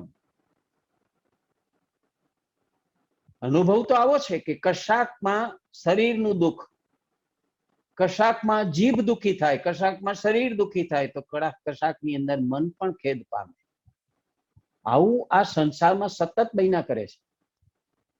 ક્યાંક આપણે શરીરથી આહત થઈએ છીએ, ક્યાંક મનથી આહત થઈએ છીએ, અને ક્યાંક વાણીથી આપણે આહત થઈએ છીએ. કાયા વાચા મનસા આપણે એકબીજાને ક્યાંક ને ક્યાંક કટાક્ષ કરીને, વાંકું બોલીને, તીરછું બોલીને, કડવા વેણ કહીને આઘાત કે આહત પહોંચાડતા જ હોઈએ છીએ, દુઃખી કરતા જ હોઈએ છીએ. આપણે વગર વિચારે બોલીએ છીએ, વગર વિચારે કેટલું કરી નાખીએ છીએ કે મારા આ કર્મનો કોકની ઉપર શું અસર પડશે. એકલો મનુષ્ય જગતમાં જીવતો નથી. ઉમાશંકર કહે છે, વિશાળે જગ વિસ્તારે નથી એક જ માનવી. પશુ છે, પંખી છે, પુષ્પો છે, વનોની છે વનસ્પતિ. આ જીવ જંતુ, વનસ્પતિ, ઔષધિઓ, પશુ, પંખી એ બધાની સૃષ્ટિ છે. તો એ બધા ઉપર તમારા કર્મની શું અસર પડે છે વિચારીને કેમ કર્મ કરતા? તમારું નાનું કે મોટું, સ્થૂળ કે સૂક્ષ્મ કોઈ પણ કર્મ છે તે તમારા પર્યાવરણને પણ અસર પહોંચાડવાનું છે, તમારી આજુબાજુના જગતને પણ એ અસર પહોંચાડવાનું છે. સૌનો વિચાર કરીને તમારે તમારા કર્તવ્યનો, તમારા કર્મનો નિર્ણય કરવો જોઈએ. તો આપણે કરતા નથી, અને પરિણામે આપણે કોકને શરીરથી આહત કરી નાખીએ છીએ, કોકને મનથી ખિન્ન કરી નાખીએ છીએ, અને કોકને જેને છે આપણે કહીએ છીએ જીભથી દુઃખી કરી નાખીએ છીએ. એવા કવેણ ઉચ્ચારી નાખીએ, ન બોલવાના એવા વેણ બોલી નાખીએ, ને પછી આપણે એટલા માટે રૂઢિપ્રયોગ બનાવવો પડ્યો કહેવતથી, મન મોતીને કાચ, તૂટ્યા પછી ફરી સંધાતા નથી. કોકનું મન ભાંગી નાખ, કોકનું હૃદય તોડી નાખ, કોકનું જીવન સ્વપ્ન છે તેને વિખેરી નાખવું, કોકનો આખો જીવન આદર્શ છે તેને છિન્ન ભિન્ન કરી નાખવું, કોકના શરીરને ઘા મારી મારીને આહત કરી નાખવું. ખાલી શસ્ત્રો ને અસ્ત્રોથી જ કોકને ઘાયલ કરી શકાય છે એવું નથી. દૃષ્ટિથી ઘાયલ કરી શકાય છે, વચનથી ઘાયલ કરી શકાય છે. માણસ વેણથી પણ બીજાને ઘાયલ કરી શકે છે, અને નજરના એક કટાક્ષથી પણ ઘાયલ કરી શકે છે. આ જે બધી પરિસ્થિતિ છે એ બધી પરિસ્થિતિ છોડીને હું આત્માને પામવાના પુરુષાર્થમાં હું જ્યારે આગળ વધુ છું ત્યારે સુખદ સ્થિતિનો અનુભવ કરું છું. એનો અર્થ એ કે એ સિવાય આપણે જે આ બધી પ્રવૃત્તિ કરી રહ્યા છીએ દુઃખદ જ છે. સુખદ પરિસ્થિતિ અને સુખદ સંજોગ એક જ વાતમાં છે, અને તે કઈ વાતમાં છે કે જ્યારે આત્માને પામવામાં, સ્વરૂપને પામવામાં, આપણી પોતાની અસ્મિતાને પામવામાં, આપણા પોતાના પોતાપણાને કે પોતિકાપણાને કે આપણા આપોપાને, નિજત્વને પામવામાં આપણે જે પુરુષાર્થ કરીએ છીએ તેમાં સાચું સુખ છે, તેમાં સાચો આનંદ છે. એ જે આનંદ અને સુખ આપશે એ જગતની કોઈ જગ્યાએ કોઈ નહીં આપી શકે. તમે કોઈ હિલ સ્ટેશનમાં જશો તોય નહીં, તમે હિમાલયમાં જાઓ, કાશ્મીરમાં જાઓ, સ્વિટ્ઝરલેન્ડ જાઓ, ન્યુઝીલેન્ડ જાઓ, પ્રકૃતિનો વૈભવ પણ તમને એટલો આનંદ નહીં આપી શકે. જે આનંદ, જે સંતોષ, જે સુખ તમને તમારા આત્માની અંદર તમે જેવા દાખલ થશો, પ્રવેશશો, એના ઉપર સ્થિર થશો ને પ્રાપ્ત થશે, એ બીજા કોઈ સંજોગોમાં નહીં થાય. એ કેવો આનંદ છે એમાં ઉપનિષદમાં એની હાયરાર્કિકલ ઓર્ડરમાં વાત કરી છે. કેવો હાયરાર્કિકલ ઓર્ડર એને બતાવ્યો છે? એ કહે છે કે મનુષ્યના આનંદ કરતા 100 ગણો વધારે મોટો આનંદ કોનો છે? ગંધર્વોનો. ગંધર્વોના આનંદ કરતા 100 ગણો ઉચ્ચ આનંદ કોનો છે? તો કે કિન્નરોનો. કિન્નરોના આનંદ કરતા 100 ગણો આનંદ કોનો ચડિયાતો છે? તો કે છે દેવોનો. દેવોના આનંદ કરતા 100 ગણો ચડિયાતો આનંદ કોનો છે? તો કે ઇન્દ્ર. ઇન્દ્રના આનંદના 100 ગણા આનંદ કરતા ચડિયાતો આનંદ કોનો છે? તો કે બ્રહ્મા. આ બ્રહ્મા સ્વાદ સહોદર આનંદ જો તમારે પ્રાપ્ત કરવો પડે. બ્રહ્માનંદનો અર્થ જ એ છે કે બ્રહ્મનો આસ્વાદ તમને થાય, બ્રહ્મનો તમને અહેસાસ થાય, એની જો અનુભૂતિ થાય તો જે આનંદ થાય તે આવો, ગણિતની પરિભાષામાં જો તમે કહો તો આવો અત્યંત સૂક્ષ્મ અને છતાં અત્યંત વ્યાપક, વિશાળ અને મોટો છે, જેની ગણતરી ન થઈ શકે આંકડાઓમાં. એવો છે. 100 ગણો નહીં, 1000 ગણો નહીં, સહસ્ત્ર ગણો નહીં, લાખ ગણો નહીં, કરોડ ગણો નહીં, અબજો ગણો નહીં, એટલો જેને તમે માપી શકો નહીં, બોલવી શકો નહીં, એવો એ આનંદ હોય છે. એનો અર્થ એ છે કે આ આત્મા અને આ પરમાત્મા, આ ચૈતન્ય છે તે પોતે જ રસો વૈસહ છે. રસનું મૂર્તિમંત સ્વરૂપ એ છે, એ જ આનંદનું સ્વરૂપ છે, એ જ જ્ઞાનનું સ્વરૂપ છે, એ જ પ્રકાશનું સ્વરૂપ છે, એ જ પ્રેમનું સ્વરૂપ છે, એ જ ચૈતન્યનું સ્વરૂપ છે. તો આવી ચિદ્દ અવસ્થા, આવી બ્રાહ્મી સ્થિતિ એ મને પ્રાપ્ત થાય, એ વસ્તુ મને સમજાય છે કે આ સંસારમાં તો આ વસ્તુ દુર્લભ છે, પ્રાપ્ત થવાની જ નથી. આવી અમૂલક. એટલા માટે મીરા વગેરે જે ગાય છે ને, રામ રતન ધન પાયો, કેવો છે? અમૂલક. જેની રૂપિયાના પાયમાં કિંમત ના થઈ શકે. કેવો આનંદ પામ્યો, અખો ગાય છે. આજ અભિનવો આનંદ અગોચર ગોચર હવું, આજ આનંદના ઓઘ ઉલટ્યા ઘણા, આનંદના ઓઘ, આખો આનંદનો સાગર છે તે છલકાતો દેખાય છે. ધ્યેય ધાતા એક ધામમાં કરે બ્રહ્મ કલ્લોલ. ત્યાં બધી વસ્તુ એકાકાર થઈ જાય છે. સચ્ચિદાનંદનો સાગર જ્યાં લહેરાય છે ત્યાં આપણે પહોંચીએ છીએ ને એમાં જેવું આપણું ખોડિયું આપણે આખે આખું બોળીએ છીએ, એના મય જ્યારે થઈ જાય છે ત્યારે શું થાય છે? બ્રહ્મ કલ્લોલની અવસ્થા આવે છે. એ બ્રહ્માનંદ, એનો જે અનુભવ થાય છે તે આનંદને શું નામ આપવું, એનું શું વર્ણન કરવું? એ અનિર્વચનીય છે, એ અકથનીય છે. એવો જે આનંદ છે તે આનંદ, એ સુખ, એ પ્રાપ્ત થઈ શકે એટલું તમારા વચનમાંથી ગુરુદેવ મને સમજાયું છે કે તો એમાંથી જ એ પ્રાપ્ત થઈ શકે. આજે આપણે અહીંયા આ 13મા પ્રકરણના બીજા શ્લોક સુધી આપણે અહીંયા આજના સત્સંગમાં ટકીએ છીએ. આવતીકાલે ત્યાંથી આપણે આગળ વધીશું. આપણે ક્રમશઃ જઈ રહ્યા છીએ, શ્લોકવાર જઈ રહ્યા છીએ અને ધીરે ધીરે અષ્ટાવક્ર મુનિ જે છે તે જનક મુનિને નિમિત્ત કરીને જે નિરંજન, નિરાકાર, નિર્ગુણ, જે નિષ્કામ, નિષ્પૃહ, એવું જે નિરવયવ પણ સર્વત્ર વ્યાપક, સર્વજ્ઞ, સર્વમાં રહેલું એવું જે ચૈતન્ય છે તેની સમજ આપી રહ્યા છે. એ સમજ પામવામાં ઉતાવળ ન હોય, એમાં ઝડપ ન હોય, અને એટલા માટે થઈને આપણે થોડાક આપણને પરિચિત એવા દ્રષ્ટાંતો લેતા લેતા આખી વાતને સમજવાનો પ્રયત્ન કરીએ છીએ. ધારીએ છીએ એટલી વાત સરળ નથી, સહેલી પણ નથી, સાદી પણ નથી, પણ છતાંય આપણને સમજાય તેવી ભાષામાં બને એટલી સરળતાથી સમજાવવાનો પ્રયત્ન છે તે અષ્ટાવક્ર મુનિએ કર્યો છે. અને એમાં આપણને સાચું માર્ગદર્શન મળતું જાય એવી પદ્ધતિ એમણે અખત્યાર કરી છે. અને એટલે જ આ ગ્રંથ છે તે વેદાંતનો સર્વોપરી ગ્રંથ ગણાયો છે કે બધી ગીતાઓમાં સર્વોચ્ચ સ્થાને બિરાજતી ગીતા છે તે આવી આ અષ્ટાવક્ર ગીતા છે એમ જે કહેવાયું છે.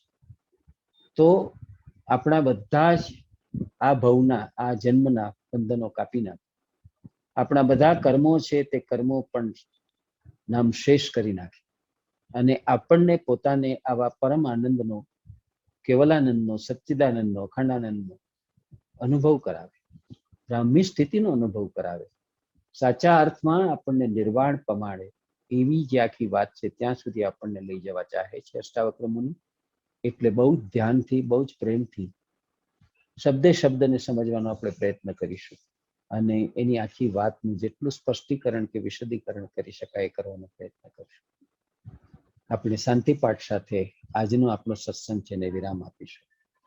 ઓમ પૂર્ણમદઃ પૂર્ણમિદં પૂર્ણાત પૂર્ણમુદચ્યતે પૂર્ણસ્ય પૂર્ણમાદાય પૂર્ણમેવાવશિષ્યતે.